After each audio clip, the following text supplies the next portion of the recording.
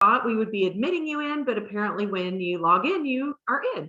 So apologize for all of the conversation back and forth as we were trying to navigate our way through. So I'm Missy Alexander. I am the principal at Heritage Early Childhood School.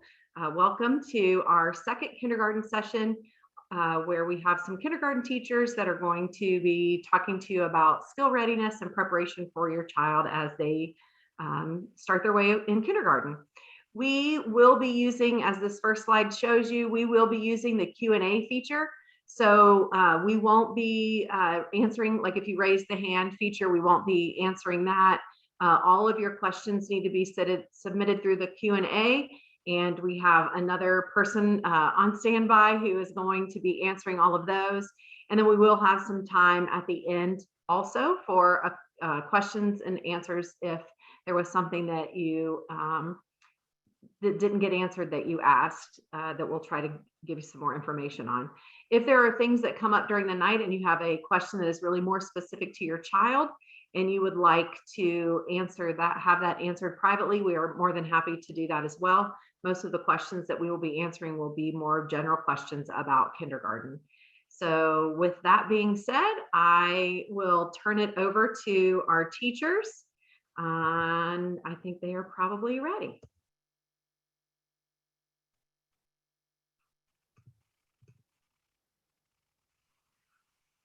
So our panelists tonight, we have Erin Miller, Laura Elam, Mandy Benjamin, and Whitney Saygraves. And they are each going to be taking some slides and sharing information with you on those slides.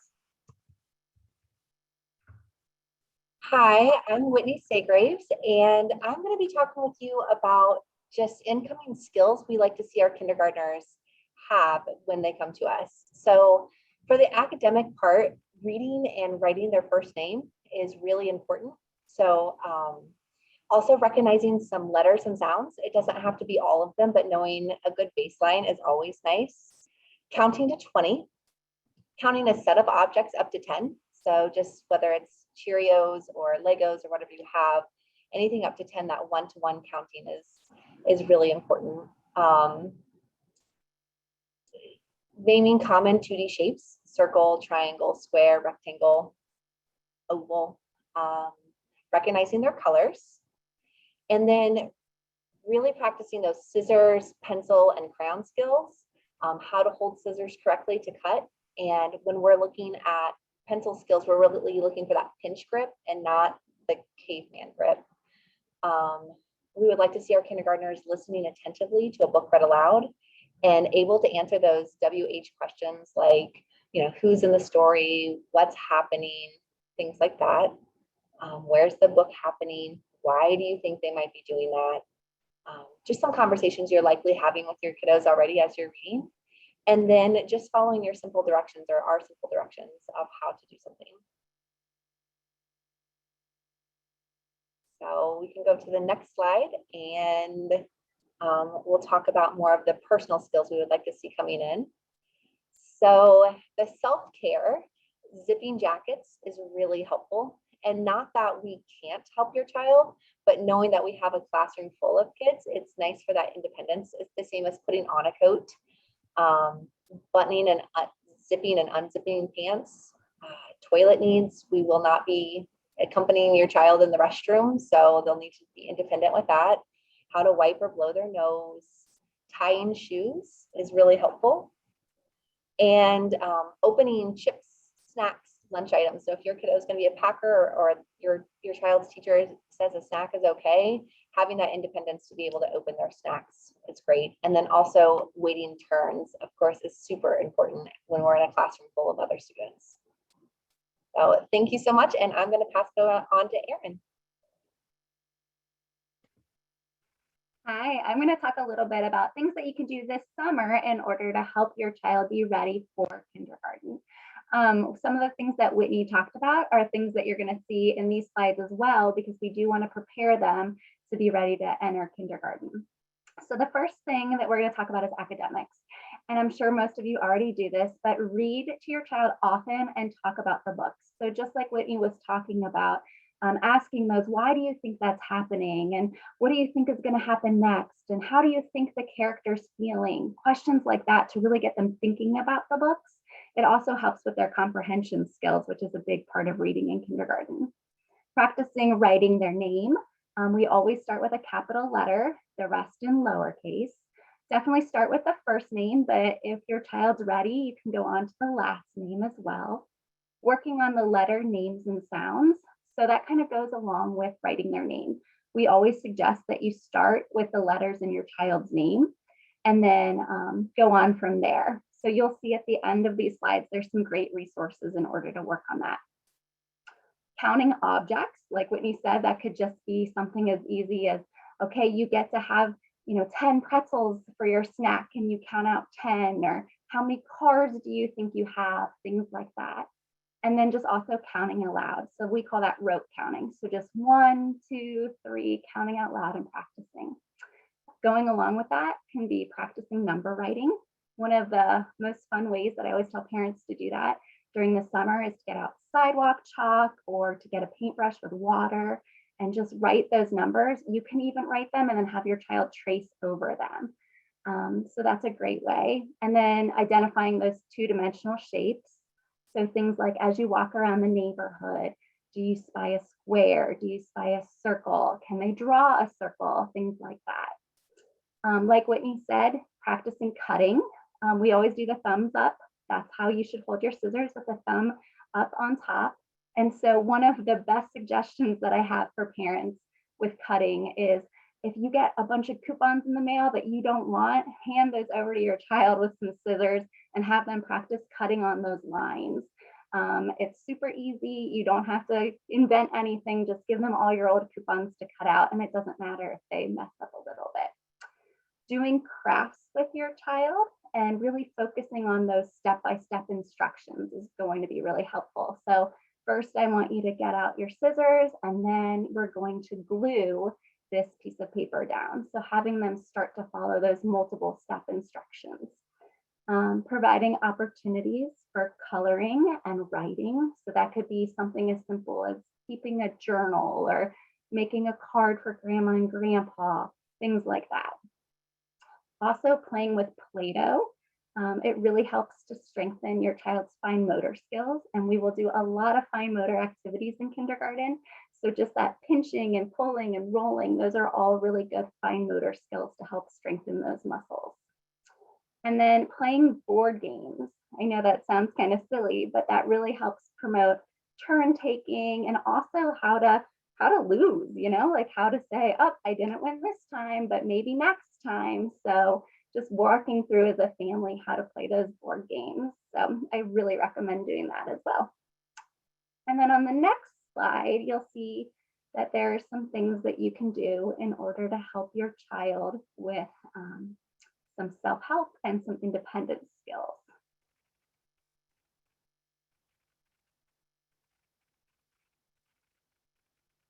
And Missy, whenever you're ready, if you can flip it over to the next one for me. There it is. So really ensuring that your child can independently use the public restroom. And I know that probably sounds silly to you, but making sure that they can go in and they can unbutton their pants and get on the toilet and wipe and all those things that they need to be able to do independently. The other thing that sounds silly is a lot of our bathrooms have automatic flushers, which sometimes scare children. So just having those conversations with them as you go into the restroom. And we do support them. I don't want you to think that we don't, but they do need to be able to go independently into the restroom. So going along with that, practicing buttoning, zipping, and tying shoes. Now, shoe tying, I know comes a little bit later, but I will tell you, I've been teaching kindergarten 14 years, and if your child knows how to tie a shoe, they are top dog. So friends will come to them and ask them to help tie their shoes. So giving them that little advantage will really help. Following those multiple step instructions. So like we talked about with the board games, you can also do that just around their house. So first I want you to pick up your shoes, and then I want you to put them in your closet. things like that, really getting them to think about multiple steps and keeping that in their brain as they go. Practicing opening and closing their lunch materials. You could even practice this by packing them a lunch and seeing if they can open everything. Do they know how to open the Ziploc bag? Can they get their juice box open? Things like that. Also providing opportunities for your child to build attention span outside of screen time. So that could be things such as going to the story hour at the public library, or playing games or reading books, just really building that attention span. And then also encouraging social interactions with other children in order to practice turn taking, sharing, and problem solving. I know as parents, I have a 2-year-old, it's really easy to jump in and want to solve all the problems for them. But as they work with their peers, trying to figure out, okay, you go first and then I'll go after you, or maybe we're going to play on the slide first and then we're going to play on the swing. So not only giving them those opportunities, but helping to support them as they encounter those type of things. Asking others for help and clarification. So even like I said, if you go to the library, things like having your child go up to the librarian and ask where a certain book is.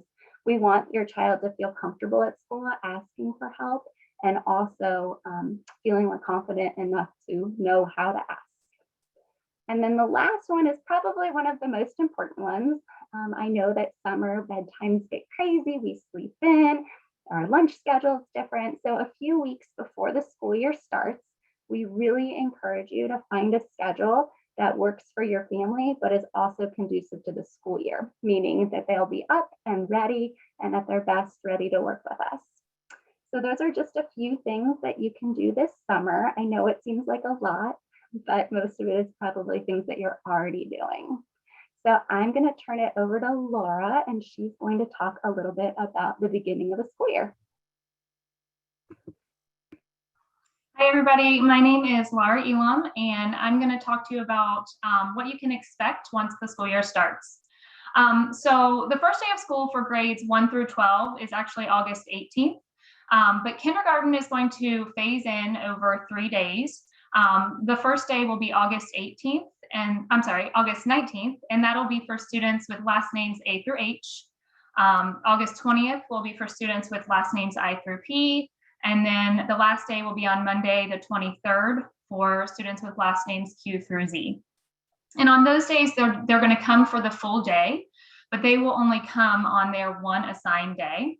And then everyone will be off. All kindergartners will be off on the 24th. And we're going to use that as kind of a record keeping day to kind of go over some of the stuff that we observed and some data we got from the phase-in days. And there could be some potential classroom placement changes just for balanced class purposes. And then all students will report for full time starting on August the 25th. So during phase-in, that first day that they come, some of the things that they'll be working on is just learning those arrival, dismissal, and lunch procedures. And then we're also going to get to know your students in a small group setting, and there'll be some assessments that we're going to do during that time as well. And again, that'll be just to help us going forward if there's any classroom changes that need to take place during that time. And then Missy, if you want to go to the next slide, I'll talk more about those assessments. So in the beginning of the year, we're going to be looking at the letter and sound identification of your students, as well as the high frequency words. And then the last literacy assessment we're going to be looking at it's called Concepts About Print. And that's just really, we're looking at, does your child know what to do with the book? Where's the front cover? Where's the back cover? The difference between a letter and a word, just tracking the print from left to right, and things like that. So a lot of those things that Erin talked about, book reading, talking about books, all of those things will help with these early literacy assessments. The math assessments we're doing is we're going to see how high they can count. We want them to count objects with 1-to-1 correspondence, and then knowing the number identification with numbers through 20. And then some state assessments that we do at the beginning of the year. We have, it's called the math assessment, that stands for Measures of Academic Progress. And your child is actually going to take this starting in kindergarten, and they take this, currently they go all the way through grade 12. They take this twice a year. And that's just a way that we measure growth. So we see where they came in and then how much they grew by the end of the year.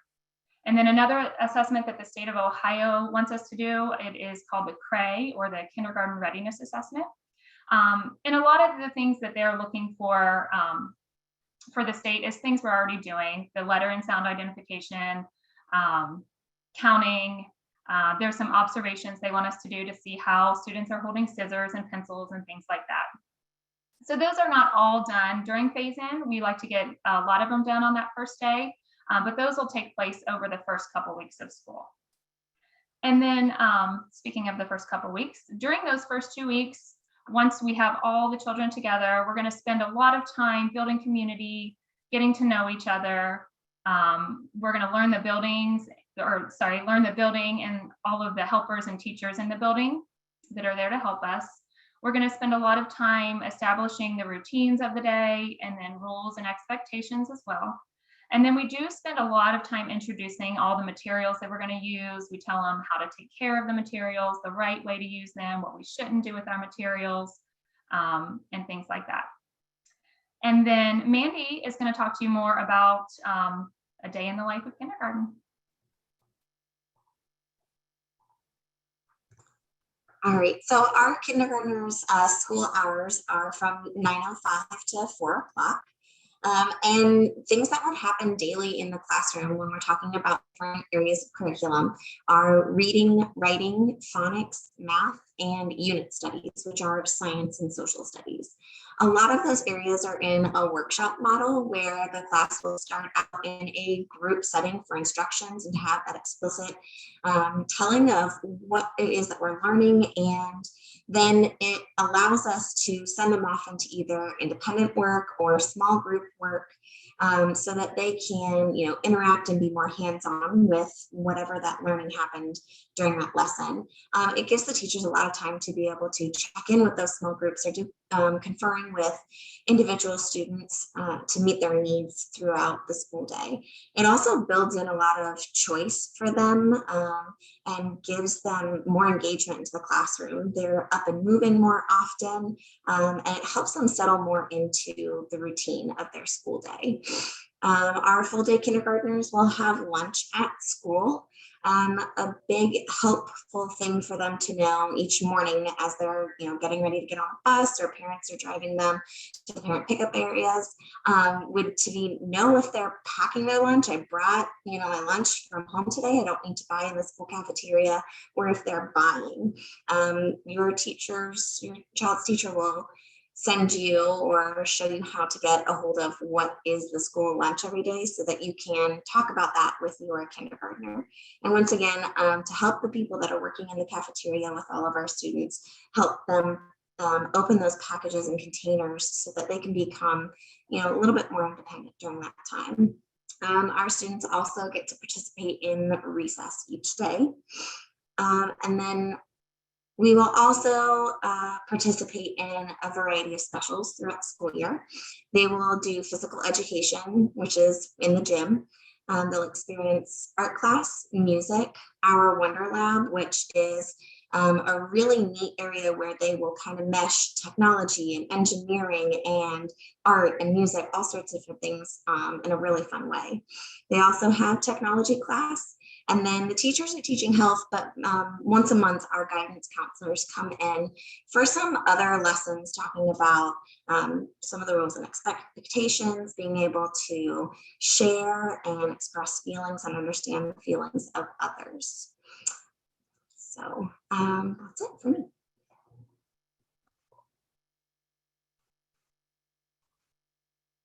And at one of our parent resource pages, this talks about different things that you can do with your students over the next couple weeks before school starts. Well, you've got a couple months, but there are an ABC chart that has the sounds and the letters on the chart, as well as a picture cue to help students understand what letter goes with which sound, and the picture cue will help them keep that as a memory. We also have Starfall, which is some reading information. Letter School app, which is lots of helpful hints and ways that we can get ready for school with our sounds and our letters and also our prints. There's also a kindergarten word list, a story time list, and midpoint library information.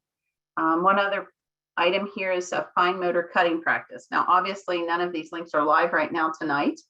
Once our video is uploaded to the kindergarten page at lakotaonline.com, then you'll be able to access all of these. And that's supposed to happen next Monday.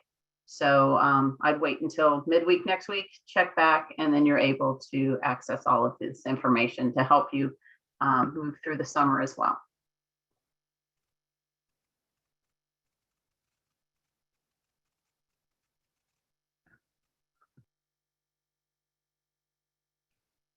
So we want to thank you for attending and taking some time out of your evening tonight to find out a little bit more about kindergarten. We now, if you have any kind of questions that you have thought of during the presentation, or you would like to submit something that you were holding off until we got to the end to see if it had been covered, you're welcome to include that, ask that in the question and answer part. If you are good with everything, then we are done with our presentation tonight. Christina French is our Director of K-6 Curriculum and Instruction, and you can see her email address there. If there is something that you would like to ask that maybe wasn't asked while you thought of afterwards, you can always email her there. You can always reach out to your child's school as well. The staff at all of the early childhoods are more than happy to help you navigate your way through kindergarten. So that's all we have for tonight. Again, if you have questions, feel free to put those in the question and answer. If not, again, thank you for attending.